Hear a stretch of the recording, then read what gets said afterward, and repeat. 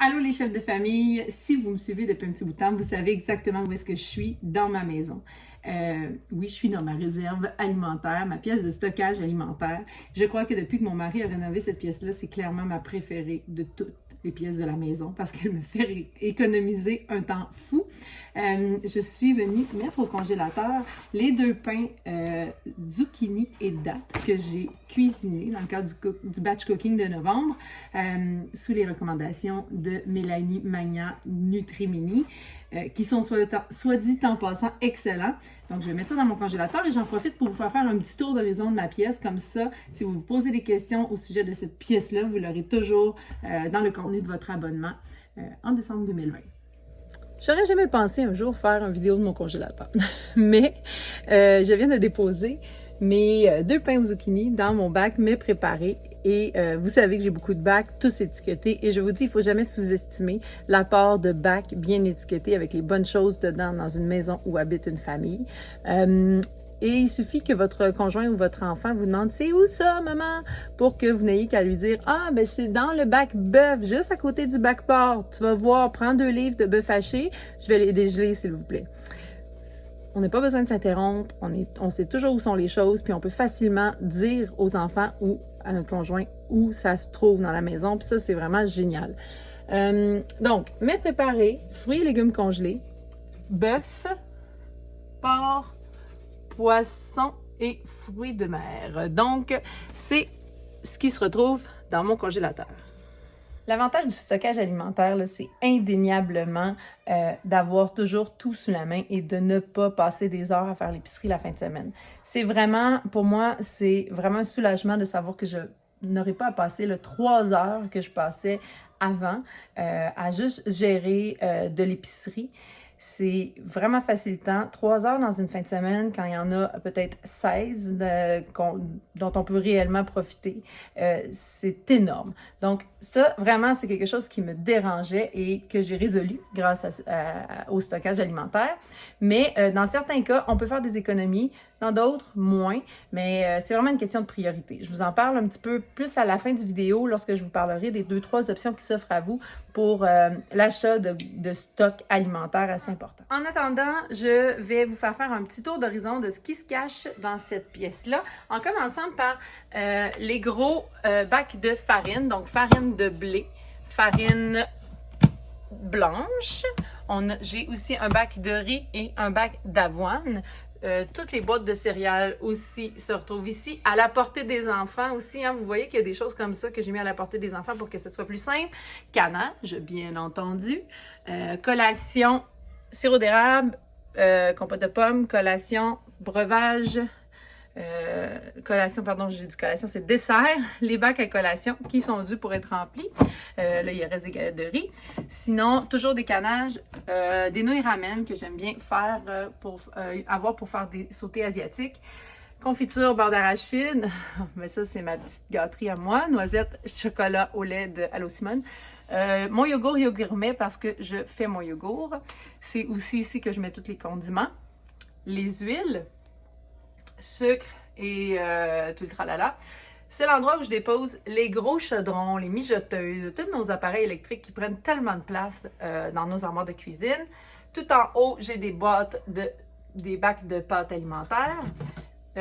J'ai aussi d'autres réserves de couscous israélien, certaines Pâques et des grignotines. Encore d'autres plats, d'autres appareils électriques qui prennent toujours trop de place. Un peu de vin, bien entendu. Et finalement, j'ai ce petit panier-là que je trouve extrêmement pratique parce que quand on doit monter des choses du sous-sol, des fois on a les mains pleines. Puis souvent, j'envoie les enfants avec une petite liste d'épicerie. Ils prennent le panier, remplissent leur panier comme s'ils allaient à l'épicerie, puis me remontent tout ça. Donc, en plus d'un congélateur, j'ai aussi un deuxième réfrigérateur où je vais stocker les choses qui doivent être réfrigérées, mais qui se conservent quand même assez longtemps, tels que le fromage à la crème, les pommes de terre, le yogourt, les oignons, tout ce genre de trucs-là, en fait, qui prennent vraiment beaucoup de place dans notre réfrigérateur. Donc, j'aime bien avoir le deuxième réfrigérateur. Si vous n'avez pas une pièce assez grande pour pouvoir contenir un frigo ou un congélateur, je suis certaine que vous pouvez vous trouver un petit garde-robe ou même à la limite faire un stockage dans vos armoires de cuisine des aliments de base. N'hésitez pas à les acheter en gros. De toute façon, on en a toujours besoin, puis ça se perd pas, fait que c'est pas des folles dépenses. C'est au contraire, ça va vous faire économiser beaucoup de temps. Pour vous aider à gérer votre stockage alimentaire, en fait, je l'ai fait pour moi d'abord, mais je vous le partage. Toujours la même chose pour les outils, les belles combines. Très égoïstement, je le fais d'abord pour moi, puis je me dis, tant mieux si ça peut servir à d'autres personnes. Vous avez déjà la liste d'inventaire du congélateur. Je vous présente la liste de stockage cuisine. Donc, sur cette liste-là, vous avez vraiment tous les trucs de base qu'on utilise. Puis, vous avez aussi des lignes pour ajouter des choses. Donc, par exemple, si je termine les pépites de chocolat, je viens cocher pépites de chocolat. Comme ça, je sais que la prochaine fois que je vais aller faire une épicerie en gros, je vais avoir besoin de pépites de chocolat. Je coche comme ça au fur et à mesure. Ça m'évite de faire le gros tour de ma pièce de stockage quand j'arrive pour partir pour le Costco ou si je refais ma commande chez l'épicier. Donc, elle est ultra pratique. Vous pouvez utiliser ce que vous voulez. Vous pouvez rajouter des choses. Je vous la laisse en télécharge. Donc, peut-être que présentement, vous dites « Ah, l'idée est intéressante, mais par où je commence? Où j'achète ces produits-là? » Dans un premier temps, je pense que ce qui est important, c'est d'arriver à savoir combien vous coûte votre épicerie pour un an, par exemple. Et là, si vous êtes en train de monter le budget, l'année qui va venir sera super importante parce que ça va vous permettre de savoir combien vous avez dépensé réellement en épicerie dans l'année et être capable d'évaluer une autre option. Si moi, j'ai décidé d'aller vers l'alimentation, l'épicier, c'est parce que j'avais fait le calcul de mon épicerie de l'année 2019, parce que ça fait un an maintenant que je suis avec eux. Donc, l'épicier qui est un service de livraison d'épicerie et de viande à domicile, ils viennent me livrer une série de boîtes aux 3 mois, ce qui fait que je peux stocker tout ça sans avoir besoin à me déplacer et j'ai évalué mes besoins seulement une fois. Donc, je savais que j'étais capable de comparer ce que ça me coûtait dans mon épicerie de région, qui est toujours plus cher que les Super C des grands centres, et j'étais capable de savoir que, finalement, ça vaut la peine parce que ça me coûte la même chose sans avoir à chaque semaine aller chercher de la nourriture. Est-ce que c'est plus cher, moins cher que chez Costco? C'est sensiblement la même affaire, peut-être en ajoutant des frais de livraison. Mais là, c'est à savoir qu'est-ce qu'on a envie de se payer comme petit luxe. Il y a des gens qui vont même prendre des boîtes comme Cook It qui sont extrêmement chères. J'aime beaucoup l'épicier, je trouve que c'est un bel entre-deux. Je vais vous emmener d'autres informations là, dans les prochaines semaines à ce sujet-là parce que je suis en plein dans la négociation de mon contrat avec l'épicier. Sinon, il y a toujours l'option, quand ça tombe en spécial ou en solde, chez Super C ou chez Maxi, d'en acheter beaucoup pour remplir votre pièce de stockage ou d'aller chez Costco. Moi, je commençais à en avoir assez d'aller chez Costco, puis parce que c'était quand même à 45 minutes de chez nous. Là.